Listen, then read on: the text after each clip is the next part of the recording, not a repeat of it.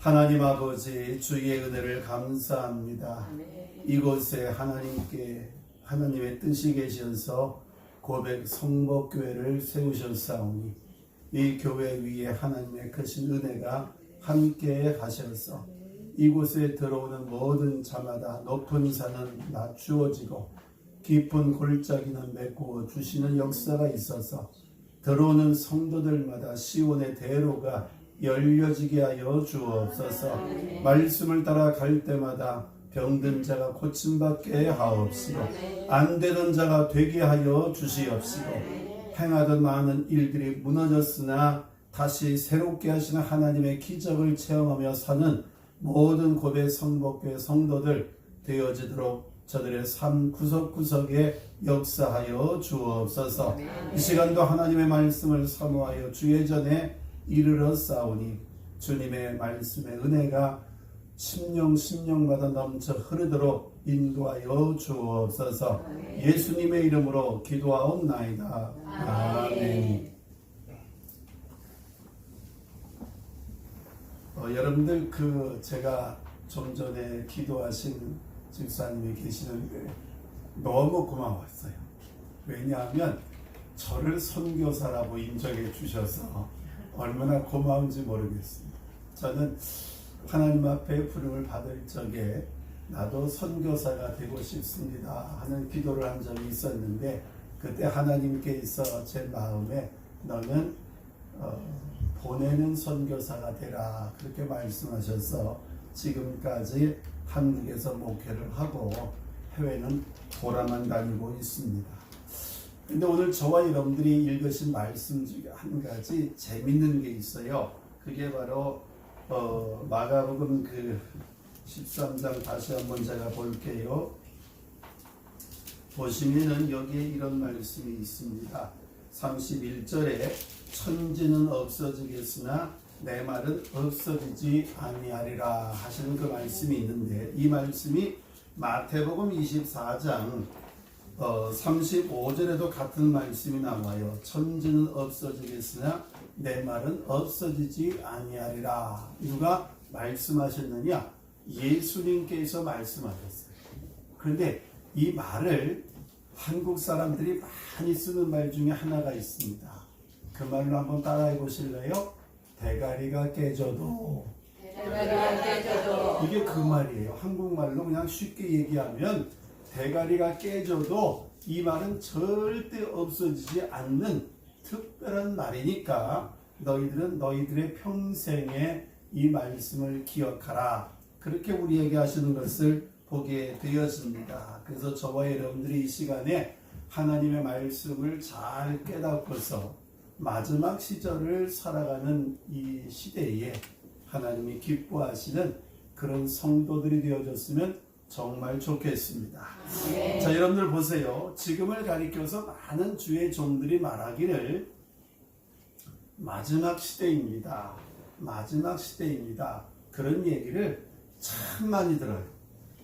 유튜브 같은 데서도 많이 나오고 또는 개인적으로도 많이 듣고 그래서 많은 사람들이 마지막 시대라고 얘기하는데 도대체 어떤 것에 근거해가지고 이 시절을 마지막 시대라 얘기하는지 참 확인하기가 어려운 시대를 살고 있기 때문에 저와 여러분들이 이 짧은 시간 동안에 약간의 말씀을 깨달아서 그 길로 잘 걸어가면서 여러분들의 영안이 열려져서 하나님께서 하시는 역사가 이런 것이구나 하는 것을 깨달았으면 참 좋겠습니다.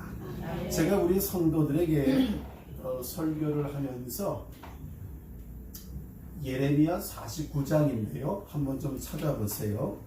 예레미야서 49장.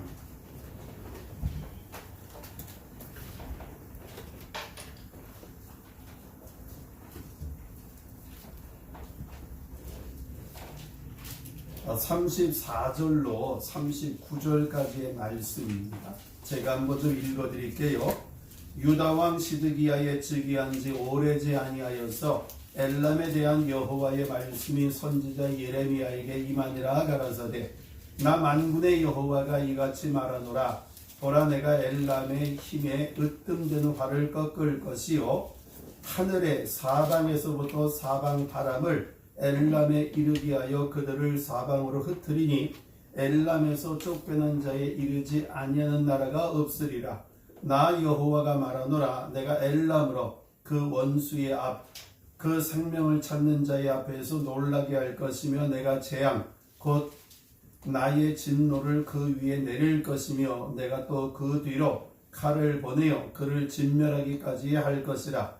내가 나의 위를 엘람에 베풀고 왕과 족장들을 그곳에서 멸하리라. 여호와의 말이니라. 그러나 끝날에 이르러는 내가 엘람의 보루를 돌아오게 하리라. 여호와의 말이니라. 아멘.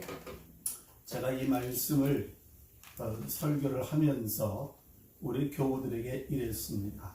이 말씀대로 엘람이라고 하는 지역에 큰 전쟁이 일어나거나 혹은 이스라엘이나 미국이나 이런 나라가 이 지역을 만약에 여기 보면은 하늘의 사방에서부터 사방의 바람이 불어와 가지고 그 지역을 박살낼 것이라 말씀하고 있으니 이 말씀이 응답되어지는 그때가 되면 우리 주 예수님께서 오실 날이 너무너무 가까운 때다.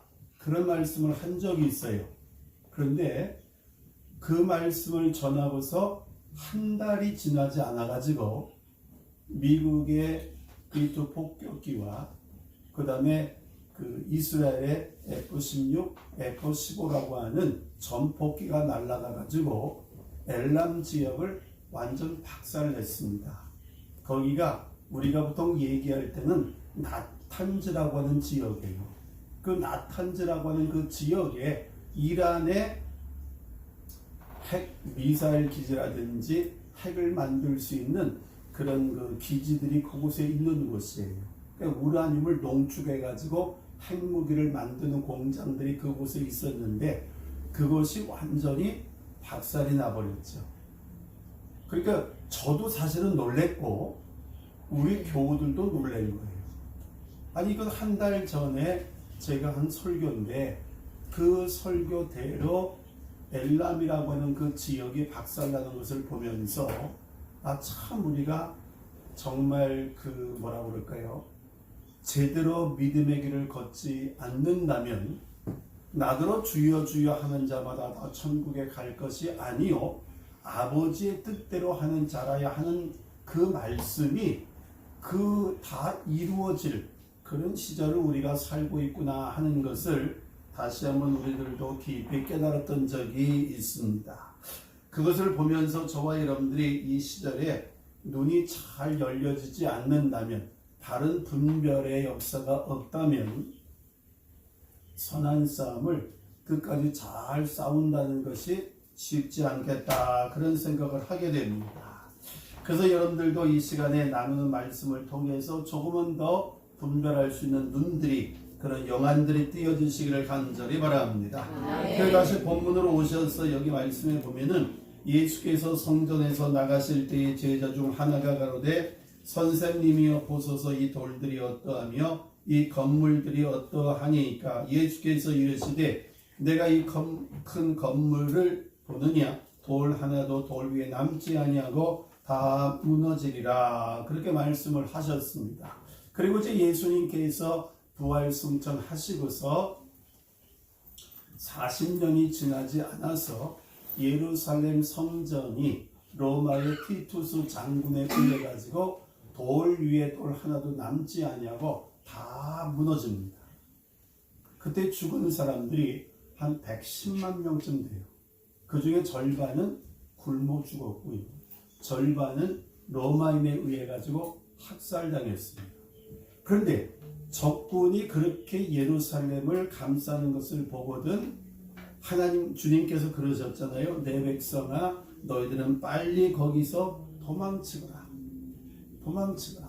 그렇게 주님께서 말씀을 하셔서 그 말씀이 생각난 그 당시 초대교회 성도들이 두 군데로 도망을 갑니다.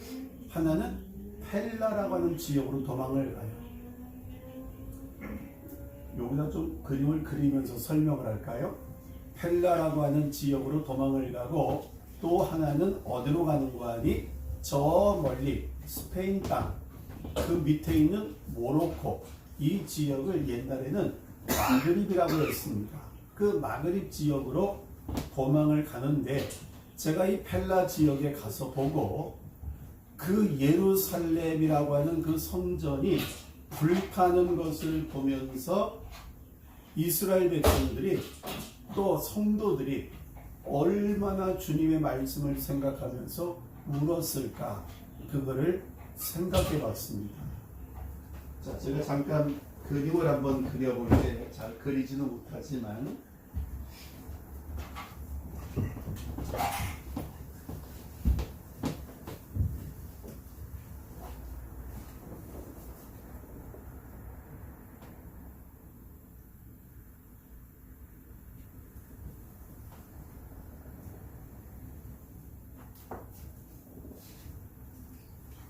예루살렘이 여기 있습니다.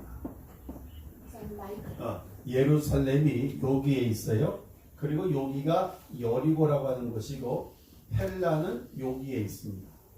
여기서 여기까지는 직선거리로 한 50km밖에 안 떨어져 있어요. 그런데 그 로마의 군인들이 이렇게 내려옵니다. 이렇게 내려오니까 예수 믿는 사람들이 요 펠라라고 하는 곳으로 도망가고, 그 다음에 여기로 쭉 내려가면 요빠 항구가 있어요. 요빠 항구에서 이쪽에 아프리카가 있습니다. 지중해가 이렇게 있어가지고 요 위는 그 스페인 지역이고 요 아래쪽에는 모로코예요. 현재 이제 모로코인데 요 지역으로 이렇게 도망을 갑니다. 여기는 이제 마그립이라고 보통 얘기하는데 이 지역으로 도망간 성도들이 한 4만 명 정도 돼요. 4만 명 정도가 되고 예수님의 말씀을 믿지 아니하고 그냥 예루살렘에 남아 있었던 사람들이 110만 명 정도가 죽음을 당하게 되는데 그 중에서 10만 명 가량이, 정확하게는 9만 8천 몇백 명 되는데 그 10만 명 가량이 로마 군인들에 의해 가지고 노예로 로마에 끌려가게 됩니다. 로마에 끌려가게 되는데 그 로마에 끌려간 그 사람들을 동원해 가지고 로마인들이 만든 유일한 부실 건축물이 하나 있어요. 그 부실 건축물을 8년 동안에 짓습니다. 8년 동안에 짓고 그 예수님의 말씀을 끝까지 믿지 않던 그 사람들이 노예로 그 8년 동안의 건물을 짓고 거기서 한 4km쯤 떨어진 곳에서 생매장당에 다 죽어요. 그 무덤이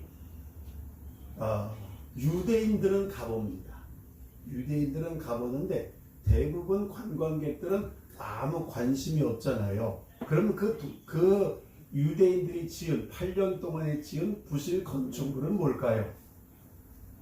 혹시 여러분들 가운데서 로마에 가보신 분이 계신지 모르겠는데 그곳에서 지금도 굉장히 유명하고 그 건축물을 보러 수백만 명의 사람들이 지금도 옵니다.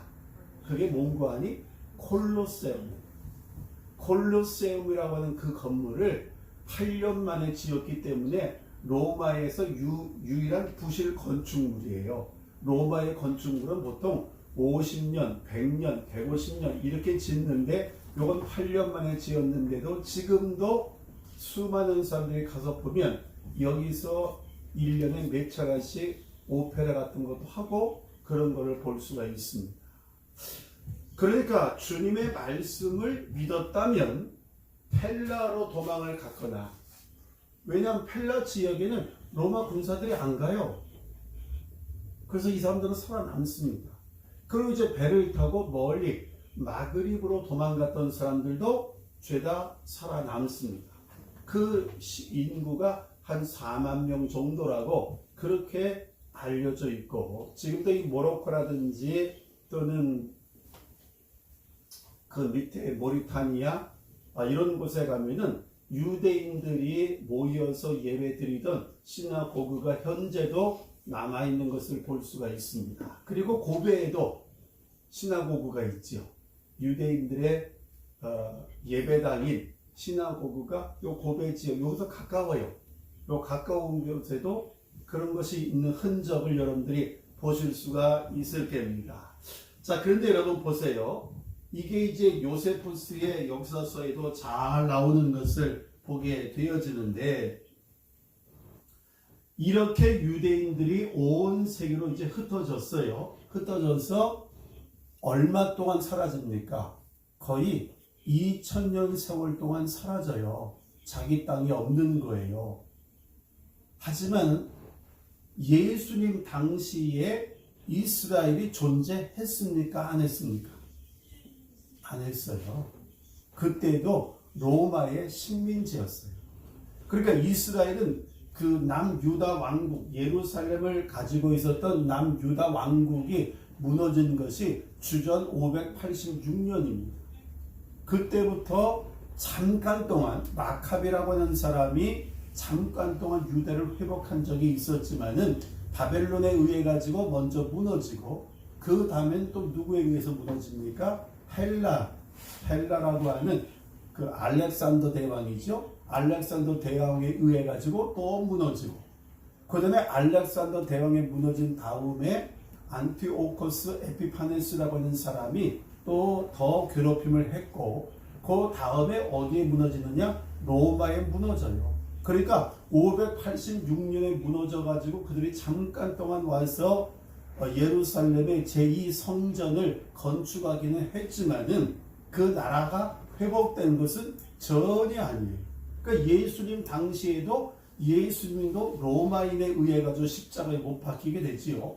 그러니까 이스라엘 백성들은 2500년 전부터 1948년까지 나라가 없는 민족으로 세계를 유리방황했던 것을 알 수가 있습니다.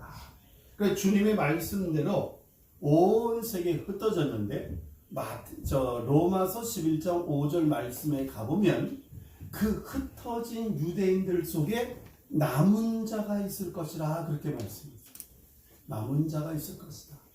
그러니까 주님의 말씀대로 온 세계에 흩어진 그 유대인들이 흩어진 곳곳에서 남은 자로서 살고 있는데, 그 남은 자 속에 예수 믿는 사람이 있을까요? 없을까요?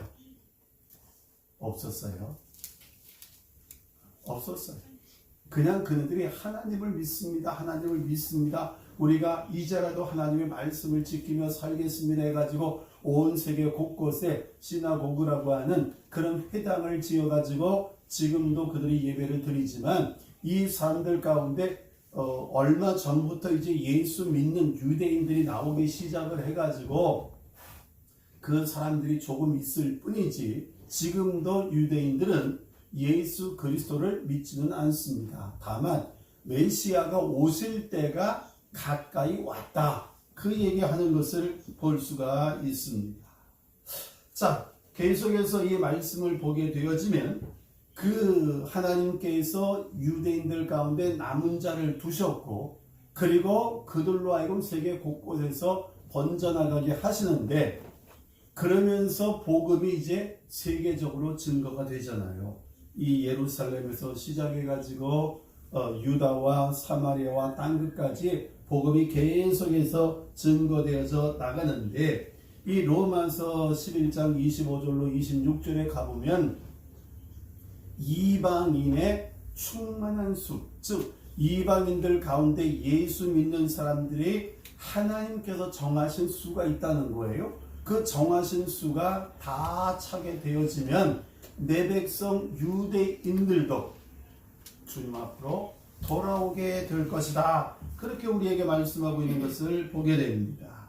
그래서 이제 제일 먼저 저와 여러분들이 생각해 볼 것이 그 마태복음 24장 32절로 36절의 말씀이나 그 마가복음 13장 28절로 37절의 말씀인데, 그 말씀에 보면은 이런 것이 나오는 것을 보게 됩니다. 너희는 무화과 나무의 비유를 배우라.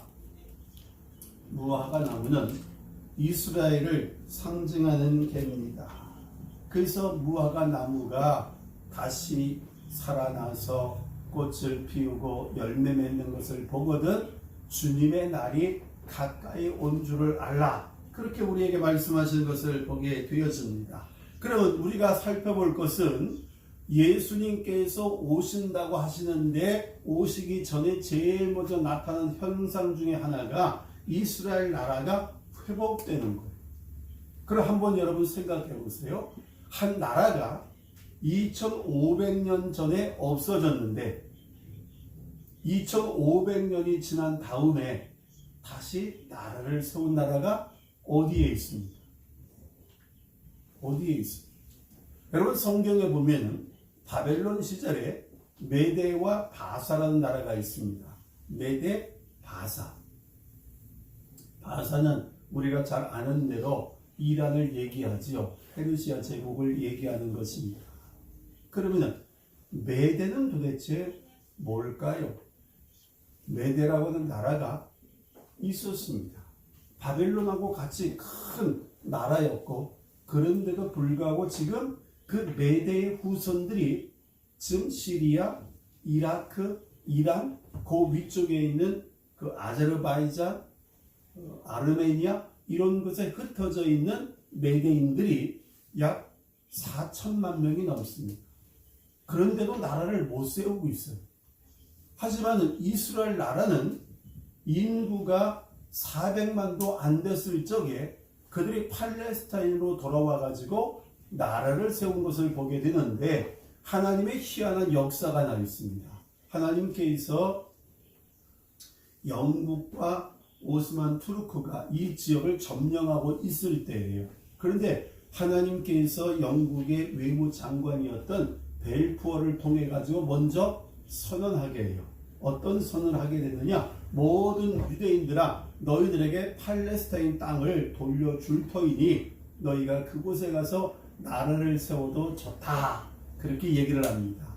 그래서 그 당시에 여기를 이제 점령하고 있었던 것이 오스만 투르크 제국인데 오스만 투르크 제국이 있는데 우리가 어떻게 나라를 되찾을 수 있겠습니까? 우리가 어떻게 그 땅을 차지할 수 있겠습니까? 하는 그 시절에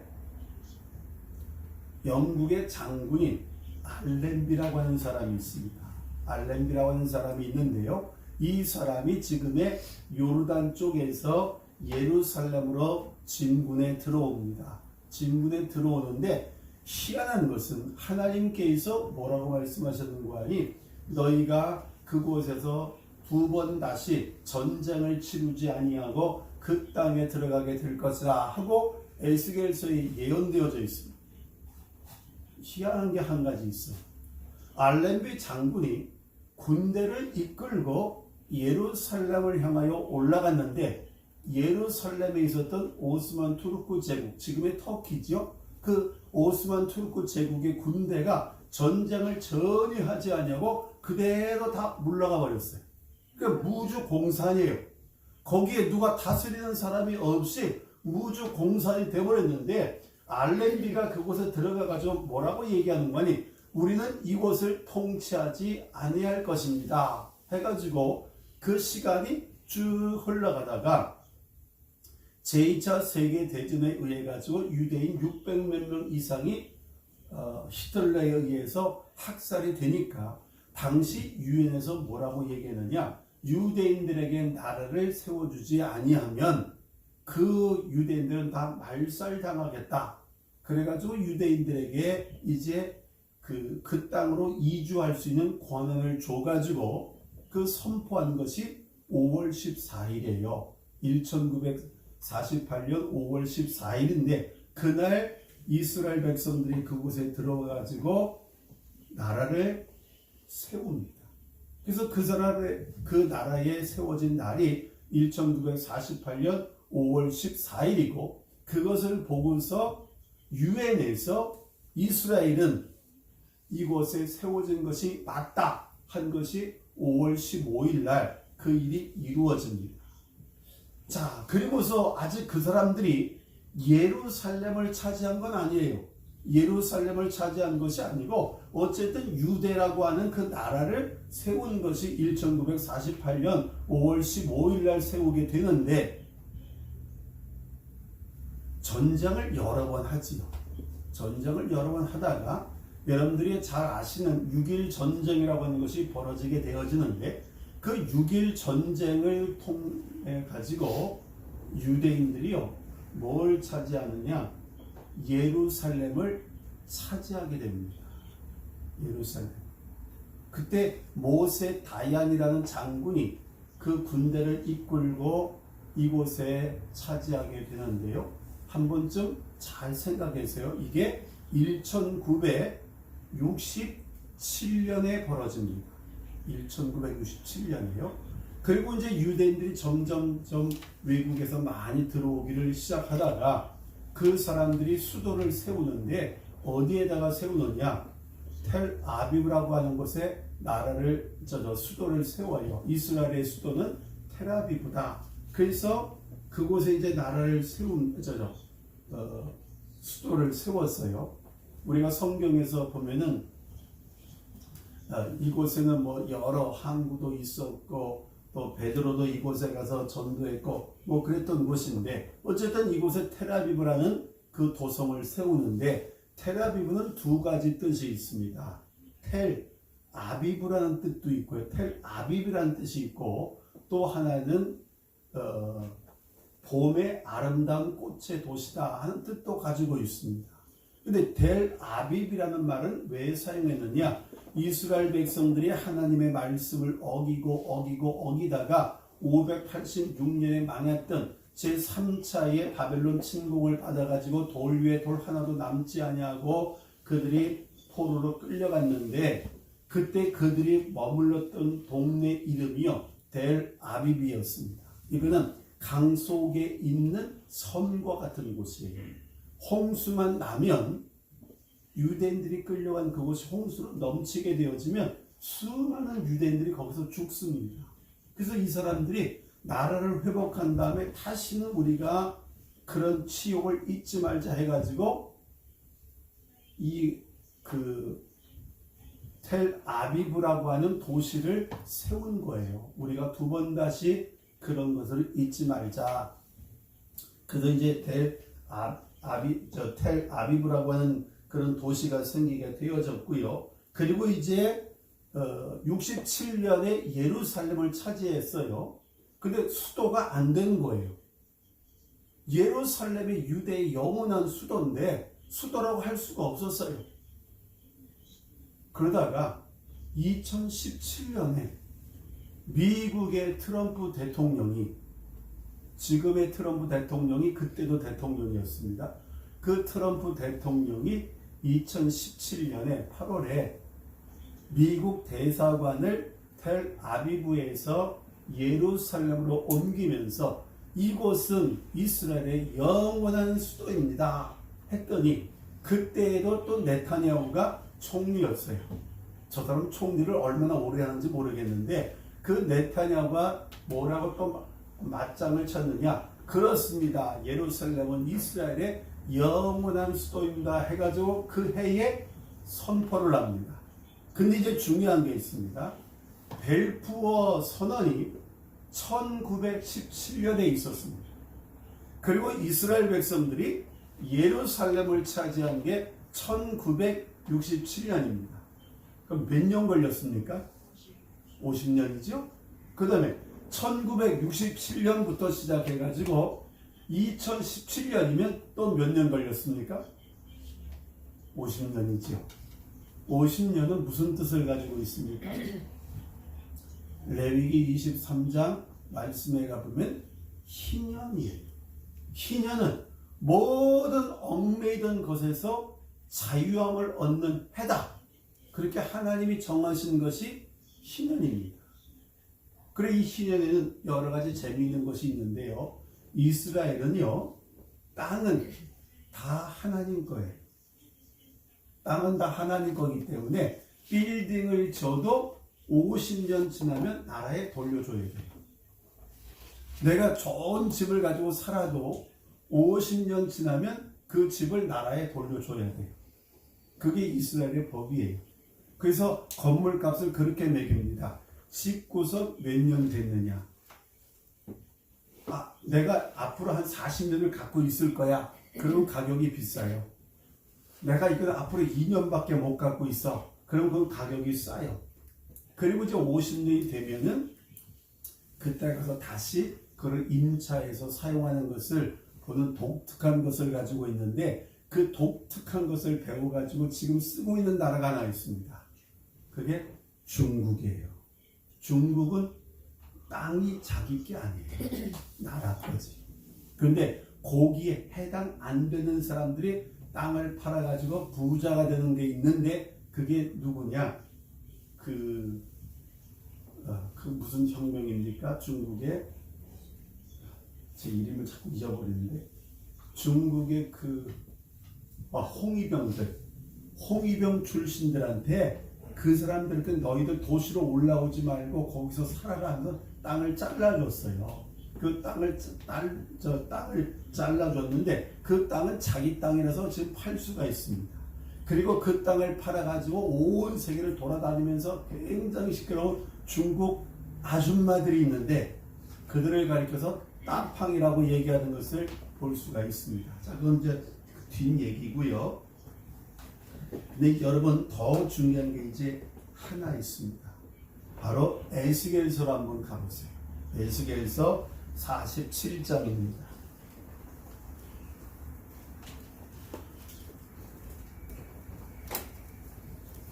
에스겔서 47장 13절 말씀을 한번 보시겠어요? 에스겔서 47장 13절. 자, 제가 한번 읽어드리겠습니다. 나 주 여호와가 말하노라. 너희는 이 지계대로 이스라엘 12지파에게 이 땅을 나누어 기업이 되게 하되 요셉에게는 두 분기시니라. 아멘. 여러분, 이 말씀이 무슨 말이냐면 이스라엘이 바벨론에 의해 가지고 완전히 망해 가지고 바벨론에 다 포로로 끌려갔어요. 근데 여기 말하고 있는 에스겔이라고 하는 이 선지자는 바벨론의 두 번째 침략을 받았을 때의 말씀에 순종하여 바벨론에 끌려간 그런 선지자인데 그 선지자에게 하나님께서 말씀하시기를 에스겔아, 내 백성 이스라엘이 회복하는 날이 올 거야. 회복하는 날이 올 것인데 내가 그때에 국경선을 요렇게 그어 놓을 거야. 여러분 잘 보세요. 하나님께서 말씀하시기를 요렇게 국경선을 내가 그어 놓을 거야. 그러면서 이제 국경선에 있는 도시들을 거기 열거하고 있는 것을 보게 되어지는데 제가 16절 말씀을 한번 읽겠습니다. 곧 하맛과 브로다며 다메섹 지게와 하맛 지게 사이에 있는 시브라임과 하우란 지게 곁에 있는 하셀 핫디곤이다. 그렇게 말씀하셨어요. 제가 오래전에 시리아에 집회를 간 적이 있습니다. 그때 한국인이 한 40년 시리아에 와 있는데 한국하고는 수교가 안 된 나라예요. 수교가 안 된 나라고 북한하고 수교는 돼 있었습니다. 근데 북한하고 수교가 돼 있어서 한국인은 들어갈 수가 없는데 제가 이렇게 들어갔습니다. 육로로 들어가 가지고 나올 때는 비행기로 나온 거예요. 근데 육로로 들어갈 적에는 비행기는 공항에서 분명히 쫓겨나니까 제가 육로로 가가지고 육로에서 2시간 동안 싸웠습니다. 제발 좀 들어가게 해다오. 나는 거기서 나올 줄 알고 내가 다메섹에서 나오는 비행기표를 끊었다. 그러니까 나는 들어가야 된다. 안 들어가면 난 비행기표 다 날리니까 얼마나 손해냐. 제발 좀 들어가게 해달라. 처음에는요, 그 시리아 국경선의 군인들이 저를 보고 이렇게 물어봤습니다. 너 어디서 왔냐? 그래서 앞에 사우스를 안 붙이고요. 그냥 코리아 그랬어요. 그때 애들이 막 웃어요. 아, 그러냐, 코리아 좋다고. 근데 여권을 딱 내미니까 이게 아닌 거예요. 그러니까 그 친구들이 저를 보더니 노스냐 사우스냐 물어봐요. 그래서 이제 사우스라고 그랬죠. 그랬더니 사우스 bad 그러더라고요. 니네 나빠가지고 니네 싫어한다는 거예요. 우리가 좋아하는 건 노스지 사우스가 아니래요. 그래가지고 그래도 들어가고 싶다 한참 한 4시간 만에 들어갔습니다. 어쨌든 4시간 만에 들어가서 거기에 한인이 있는데 그 중에 절반은 선교사와 그 가족이고 그 다음에 절반은 그곳에 온 그런 뭐 삼성의 직원 또 LG의 직원 이런 직원들이 몇 명 있더라고요. 한 40명 정도 되는데 그곳에서 이제 집회를 하고 마친 다음에 저보고 그 선교사가 얘기하기를 이렇게 얘기했어요. 목사님, 사도 바울이 말 타고 예루살렘에서 다메섹으로 가다가 말에서 떨어진 데 한번 가보시겠느냐고. 그래서 그럼 가보자. 갔습니다. 갔는데 거기에 러시아의 지원을 받아가지고 낙마교회라고 하는 바울이 말에서 떨어진 낙마교회가 거기 있더라고요. 근데 러시아는 정교회이기 때문에 우리 개신교 목사가 보기에는 뭐 역사적인 장소니까 뭐그 정도지 큰 감흥이 없었어요. 근데 그분이 저를 보고 뭐라고 얘기하는 거 아니? 목사님 저 앞에 있는 산들이 보이죠? 그래서 예 보입니다. 저쪽에 있는 높은 산이 뭔 줄 아세요? 그래서 아니 내가 지금 시리아에 처음 왔는데 저 산 이름을 내가 어떻게 아느냐? 그랬더니 그분 말이 뭐라고 얘기하는 거니? 저게 헬몬산입니다. 오 헬몬산 그렇지 성경에서 얘기하는 헬몬산 알지요. 그런데 그게 문제가 아니라 저쪽에서 내려와가지고 저 끄트머리에 마을이 하나 멀리 보이는 거 보이세요? 그래서 보인다고. 근데 그 선교사가 이렇게 얘기합니다. 저 마을 이름이 하셀 핫디곤입니다. 제가 그 말에 너무 충격을 받은 거예요. 2500년 전에 성경에서 예언하고 있는 하셀 핫디곤이라는 마을이 지금도 있다고요? 근데 그 마을이 국경선이라고요? 너무 놀란 거예요. 그런 마을이 있다는 게. 그런데 제가 물어봤습니다. 아니 원래 저기는 골란 고원은 시리아 땅이고 해당이 안 되는데 왜 저기가 국경 마을입니까? 하고 물어봤더니요. 1973년에 욤키프르 전쟁이 있었습니다. 욤키프르 전쟁 때에 이스라엘이 골란 고원을 차지해요. 자, 이제 다시 한번 그림을 좀 그려볼게요.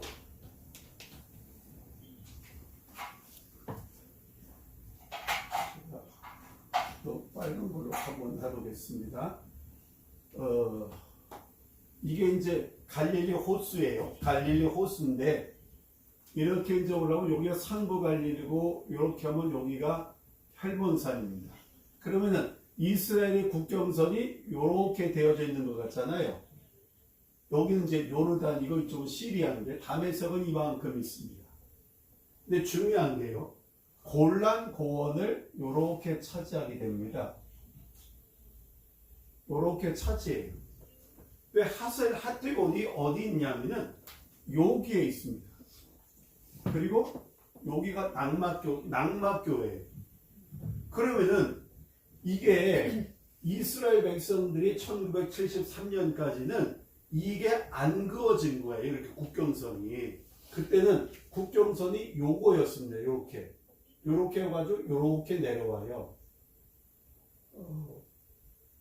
여기 요 지역은 유대인들이 차지하고 요거는 이쪽 시리아 거였는데 이거를 1973년에 차지해가지고 요렇게 국경선이 이제 내려와가지고 여기가 하셀 핫디곤이에요. 그래서 제가 놀란 것이 왜냐하면은 이 하셀 핫디곤이라는 곳이 성경 에스겔서 47장 16절 거기 딱 한 번 나와요.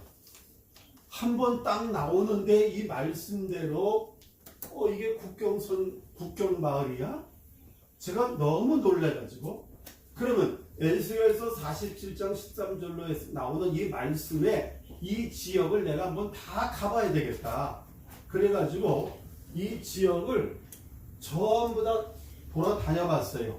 돌아다니다 보니까 국경선이 어떻게 그어졌냐면요. 조금 더 내려가면은 요렇게 돼가지고 여기 홍해가 있습니다. 홍해가 있고 여기가 에일랏이라는 동네예요. 근데 성경에 보면 여기 에일랏이 나와요. 그리고 이게 이제 요렇게 걷는데 요 지역이요. 애굽 시내예요. 애굽 시내. 그리고 여기가 요만큼이 가자 지구입니다. 그러니까 저는 이 지역을 제가 다 다녀본 거예요. 다녀보면서 그럼 도대체 하나님께서 말씀하신 그 역사가 언제 다 이루어져서 이 국경선이 지어졌나. 그래서 여기 잘 보면은 여기에 그 국경 검문소가 있지요. 요거를 라파라고 합니다. 요즘 요 라파로 해가지고 뭐 이집트에서 이 가자지구에 뭐 또는 유엔이 가자지구에 물건들을 많이 보내고 있는 것을 보게 되어지고, 그리고 이제 요쪽 지역에 있는 국경선은 알렘비 국경선이에요. 아까 얘기했었던 알렘비라고 하는 그 장군 이름을 따가지고 그 국경선이 여기에 있습니다. 제가 보고 놀란 것은요, 2500년 전에 예언된 에스겔의 말씀대로 이 국경선이 쭉 되어졌는데, 원래 1973년 전쟁으로 인해 가지고 이 시나이 반도는 전부 다 이스라엘 거였습니다. 국경선이 달랐던 거예요. 근데 1982년에 평화협정을 맺으면서 요대로 국경선이 그어졌습니다. 그러니까 하나님께서 마지막 때에 내 백성 이스라엘의 국경선을 이렇게 긋겠다고 하는 말씀이 저와 여러분들은 이루어진 시대에 살고 있다는 겁니다. 네. 정말 두렵고 떨리는 마음 때문에 제가 이 말씀을 볼 때마다 사실은 굉장히 두렵고 떨려가지고, 주님께서 오실 날이 이렇게 가까이 다가왔구나. 그래서 제가 몇 달 전에 우리 교회에서 그 예레미야 49장에 나오는 말씀을 설교를 하면서 엘람이라고 하는 지역에 반드시 이런 일이 일어나는 것을 보거든, 여러분들 주님께서 너무 가까이 우리 앞에 오고 계신다는 것을 기억하고 믿음의 선한 싸움 잘 싸우기를 바란다, 그런 말씀을 드렸는데, 그 말씀 드리고 한 달 후에 엘람 지역이 폭격 당하는 걸 보면서 저도 놀랬고 교우들도 너무너무 놀랬다는 거예요. 제가 이걸 깨닫고서 마음에 결심한 게 있습니다. 교우들이 일일이 다 연구하지 못할 테니까 나는 이 마지막 시대의 말씀을 잘 연구해서 성도들이 자기들의 삶을 신실하게 살아가면서도 하나님 나라를 놓치지 말아야지, 그 말씀을 내가 제대로 잘 전해줘야지, 그 생각을 품고 지금까지 오고 있는데요. 어쨌든 주님께서 이렇게 말씀을 다 하신 대로 역사가 일어났습니다. 자, 그래서 말씀으로 가셔서 마태복음 24장 32절을 한번 좀 보세요. 마태복음 24장 32절.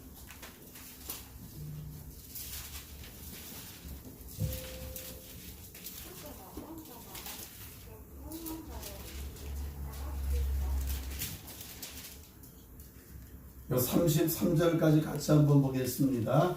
무화과 나무의 비유를 배우라. 그 가지가 연하여지고 잎사귀를 대면 여름이 가까운 줄을 아나니, 이와 같이 너희도 이 모든 일을 보거든 인자가 가까이 곧 문 앞에 이른 줄 알라. 아멘.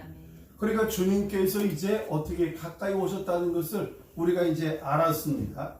자, 저와 여러분들이 알았기 때문에 문제는 이 시절을 제대로 분별하는 것이 정말 필요한데, 왜 그러느냐? 마지막 때 뭐라고 얘기하느냐? 그 48절도 한번 좀 보시기를 바랍니다. 만일 그 악한 종이 마음에 생각하기를 주인이 더디오리라. 아멘. 여러분 보세요. 악한 종은 주님이 더디온다 그렇게 얘기한다는 거예요. 신실한 종은 말씀대로 주님께서 오실 날이 너무 가깝다. 우리가 땅에 살면서 믿음의 길도 잘 걸어야 되고 삶의 길도 잘 걷다가 영광 중에 서야 되는 것이지, 그렇지 아니하고 더디 오리라 하면은 결국은 무슨 일이 벌어지게 되느냐? 미혹에 넘어진다 하는, 미혹에 넘어가는 일들이 생겨난다 하는 것인데, 여러분이 마태복음 24장에 보면은요, 미혹이라는 말을 4번을 연거푸었어요. 미혹받지 말아라. 미혹하는 일이 넘칠 것이다. 미혹하게 될 것이다. 그런데 마태복음 24장 24절 말씀을 또 한번 같이 보겠습니다. 같이 한번 보세요. 거짓 그리스도들과 거짓 선지자들이 일어나 큰 표적과 기사를 보이어 할 수만 있으면 택하신 자들도 미혹하게 하리라. 아멘. 여러분 여기 중요한 게 그거예요. 거짓 그리스도, 그 다음에 거짓 선지자. 이 시대에 너무 많잖아요. 여러분 한국은요 종교성이 많은 민족이라 그런지요, 한국에 내가 그리스도라 주장하는 사람이 몇 명인 줄 아십니까? 50명이에요. 50명이 내가 그리스도라 그렇게 떠들고 있는 것을 보게 되어지고, 거기에 미혹된 사람이 한국에만 300만입니다. 한국의 크리스찬들이 1200만이라고 얘기하는데 그건 세상 사람들이 하는 말이에요. 그 속에 거짓 그리스도에게 속한 사람들이 300만 이상이 됩니다. 그 거짓 그리스도라고 얘기하는 사람들 중에 제일 먼저 우리가 잘 아는 것이 통일교의 문선명이라든지 신천지의 이만이라든지 이런 사람들, 정명석이라든지 조희송이라든지 또는 이재록이, 이초록이 너무너무 많아요. 다 지가 그리스도예요. 그런데 뭐라고까지 얘기하느냐? 나는 현현한 성령이다. 그렇게까지 주장하는 사람들도 많이 있는 것을 보게 되어집니다. 그런데 이런 것들은 나이 든 사람에 대한 유혹입니다. 요즘은 또 다른 전도자들이 일어났어요. 전도자들이 일어나가지고 뭐라고 얘기하느냐?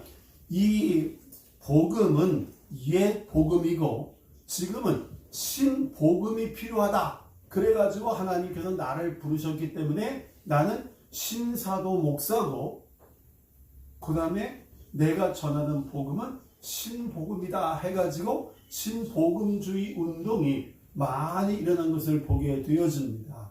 그럼 신복음주의 운동이라는 게 뭡니까? 쉽게 얘기해서 캐톨릭과 기독교가 형제간이니까 다시 합치자. 그런 운동이 점점 많이 벌어지고 있어요. 근데 더 중요한 것은 뭐예요? 저 그리스도가 일어나면은 저건 가짜야. 얘기하기가 쉬워요. 문제는 여기 말씀해 보니까 뭐라고 얘기하고 있습니까? 저 그리스도뿐만이 아니라 거짓 선지자들이 많이 일어난다 그랬습니다. 목사라고 해도 믿을 수가 없다는 거예요. 왜? 구별하지 못하면, 미혹되어지면 우리가 분간을 못해요. 저 사람이 가짜 목사인지 진짜 목사인지 제대로 분간하기 어려운 시절을 살아가고 있습니다. 더 큰 문제는 뭐냐? 그들이 큰 표적과 기사를 보이어 그래요. 여러분 이거 어떻게 생각합니까? 큰 기적을 일으켜 믿습니까? 안 믿습니까? 그 기적을 보니까 믿을 수 있잖아요. 큰 기사를 보니까 믿을 수 있지 않겠습니까? 예전에요, 저보고 우리 지역에 있는 목사님들이 제발 좀 미국에 가가지고 비냐들을 한번 봐라. 비냐들을 배워야 된다. 요즘은 신사도 시대야. 꼭 가봐라. 그래가지고 제가 미국에 아내를 데리고 갔어요. 가가지고 이제 아나하임이라고 하는 곳에 존 윈버라고 하는 분이 비냐드를 창시하신 분인데 거기를 갔습니다. 갔더니 거기서는 주로 쓰러뜨리는 걸 하더라고요. 쓰러뜨리는 걸 하는데 막 찬성 부르고 막 쓰러져! 그러면 막 쓰러져요. 근데 제 집사람한테 와가지고 쓰러져! 하는데 가만히 있어요. 그래서 또 한 번 쓰러져! 해가지고 슉! 했는데 안 쓰러져요. 그리고 나중에는 윗디다. 머리를 휙 밀어요. 쓰러지라고. 그래도 안 쓰러져요. 그래서 제가 그랬습니다. 이거는 가짜다. 가짜다. 왜? 성령께서는 그렇게 하지 아니하셔도 말씀에 의지하여 기도하면 말씀 중에도 병이 낫고 또 새로운 길이 열리고 자아가 깨지고 얼마든지 그런 일이 있는 것이지. 아니 예수님께서 어떤 놈 보고 확 밀면서 또 쓰러져 그런 적이 있느냐. 말씀으로 하셨고 손을 얹어 안수하시긴 하셨지만은 그 이상한 게 뭐 있느냐. 그러니까 이건 아니다. 그런 얘기를 한 적이 있었는데 지금 여러분 이런 것들이 너무나도 많이 나타나가지고 요즘 어떤 전도자라고 하는 친구는 또 그러대요. 자기가 말만 하면 이빨이 변하여 금이빨 된다. 하늘에서 막 금이 떨어진다고 그러더라고요. 근데 제가 가만히 보면서 그 금이빨 빼가지고 판 사람을 못 봤어요. 아니 금으로 변했으면 하나씩 요즘 금값이 얼마나 비쌉니까? 그 금 하나 빼가지고 팔면은 거기다 임플란트 해놓고 돈이 남을 텐데 그런 사람이 없잖아. 잠깐 동안은 눈속임 할 수 있지만은 아닙니다. 아니. 그러면은 그런 거를 통해 가지고 결국은 헌금들을 끌어모은 일에 사용을 해가지고 뭐 합니까? 어떤 사람은 그렇게 끌어모아가지고 하와이에다가 200만 불짜리 집을 지었다고 하는 얘기부터 또 별의별 얘기가 다 나오는 것을 보게 되어지고 미국의 그 달라스 지역인가요? 그쪽에 오스틴이라고 하는 목사가 있습니다. 오스틴. 그분이 그렇게 얘기를 해요. 그 목사가 어떻게 했는지 모르겠습니다만은 여러분들이 내 말을 잘 들으면 당신들은 다 백만장자가 될 수 있습니다.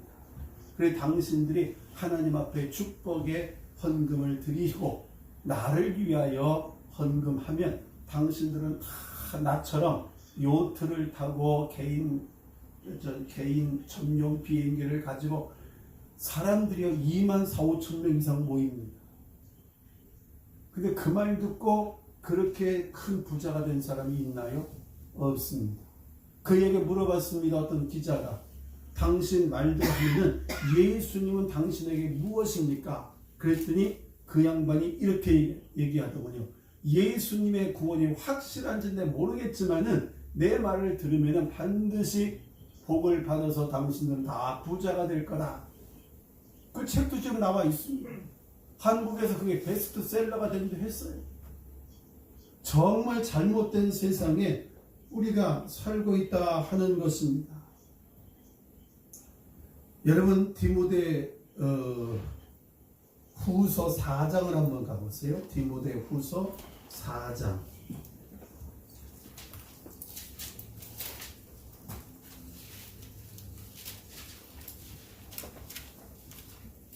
디모데후서 4장. 디모데전서네. 디모데전서 4장 1절로 2절 말씀. 거기다가는요 여러분 밑줄을 좀 거놓으시기를 바랍니다. 이건 다른 건 잊어버려도 이거는 잊지 마셔야 돼요. 밑줄을 그으시면서 한번 같이 읽으시죠. 그러나 성령이 밝게 말씀하시기를 후일에 어떤 사람들이 믿음에서 떠나 미혹해 하는 영과 귀신의 가르침을 쫓으리라 하셨으니 자기 양심이 과잉 맞아서 외식함으로 거짓말하는 자들이라. 아멘. 여러분 마지막 때의 특징이 뭐냐? 많은 사람들이요 믿음에서 떠나 미혹해 하는 거짓의 영, 귀신의 가르침을 쫓는 일들이 너무너무 많이 일어나게 될 것이다. 그런데 그 사람들은 그렇게 은금을 끌어 모으면서도 마음의 양심의 가책을 안 느끼는 것은 뭐라고 말씀하시냐? 양심이 화인 맞아서 외식함으로 거짓말하는 자들이라, 그렇게 우리에게 말씀하고 있기 때문에 저와 여러분들이 이 시절을 살면서는요, 분별의 은혜 주시기를 늘 기도해야 됩니다.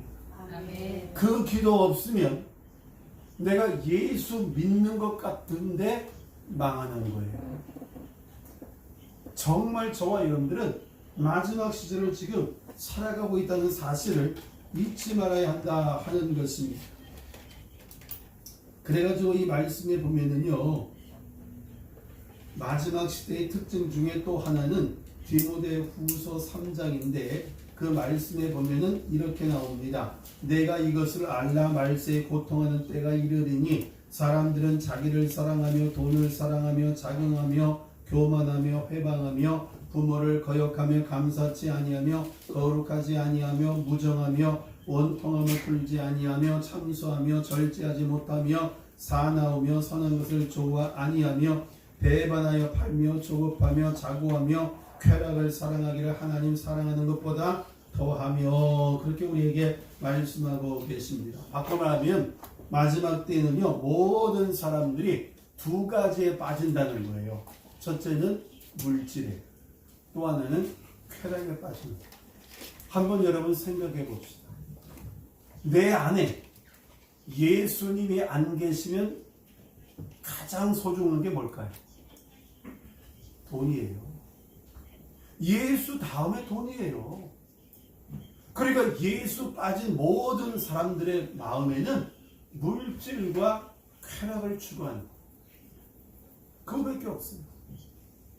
소돔과 고모라도 물질과 쾌락을 추구하다가 빠진 것입니다. 이 시대에는 잊지 말아야 할 것이 하나 있습니다. 이 시대의 어른들이 정욕에 빠져 있어요. 이 시대의 아이들은 디지털 정욕에 빠져 있어요.